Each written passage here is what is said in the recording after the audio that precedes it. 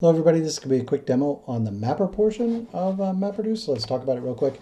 When we made MapReduce frameworks, they have this way to control them, which is the mapper, and that is used in MapReduce all. You pass them in. We talked about this last time when we had we showed off the framework. We created one of these mappers, and I changed it to department name to department live, but we pass it into the framework and it's used down here. I had this nice printout from last time. I just printed it out directly. In the last one, it produced this output. It produced a little bit uglier output. Let me paste this in for this time because I like having nice output.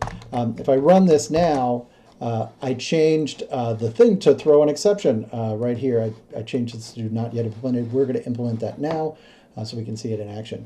Let me go back over here to the slides real quick. Just to review, MapReduce Framework requires 5 different customization methods. We're going to build the map one now. It lives in mapper. It's the one that takes an input element and emits a list of key value pairs. It sort of returns this list. You can do whatever you want. We're going to end up building one that just does one of them. That's fine. You can build emit 0, 1, 100, whatever you want from that. Has this interface. You can see the E is the input type, the K is the output type. So see, we're returning these things, and output value type. We're going to build this guy here in a second, and so let's just dig in. Let's just dig in. I like that. So we're here. I've got this not yet implemented situation. What I want you to focus on here is, like, I could go all the way out and delete everything, and I'm going to say that this class implements a mapper, and it's going to want to know what type of mapper it is.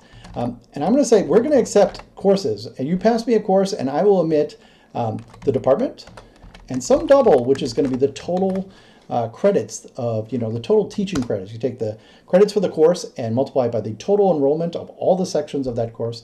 And later, that whole thing will be bundled up to give you some sense of the teaching load on each department.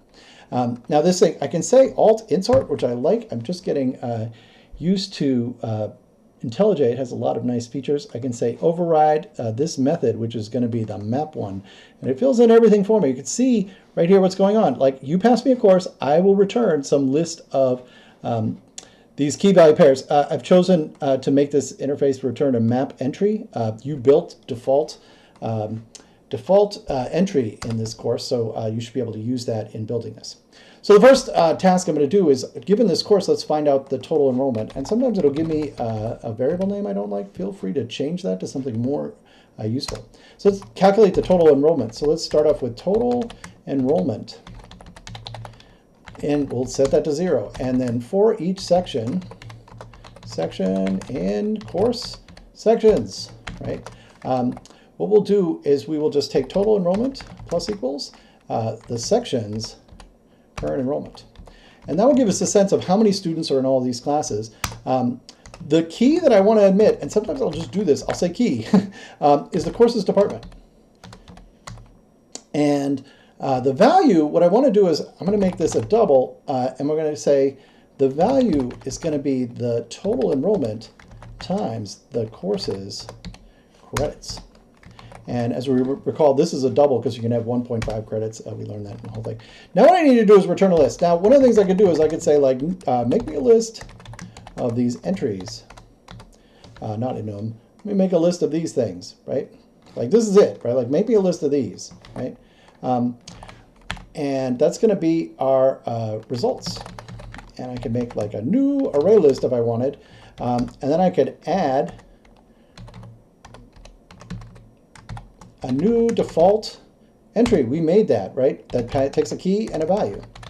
And you can see it, like, IntelliJ is like telling you exactly what the type should be and everything. We're all matching up, and I return results. This will make everything work for me. There are cleaner ways to do this. You can do, like, list of and just pass it. This is a more explicit way to go.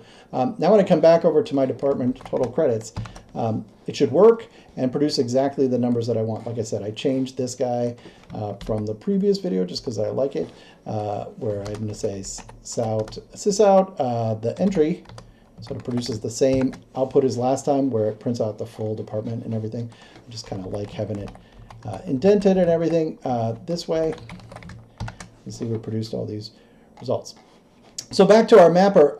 This is the total credits. This is the sort of thing that you do when you're doing this. This one is usually custom for every application you ever try to do with a MapReduce framework. Often you build like your custom mapper because you're taking some input and you're emitting these key value pairs. The other part of the equation, which we'll get to in a future video, a lot of times those can be reused. Sometimes those are custom as well. But this is one of the 5 pieces of the puzzle.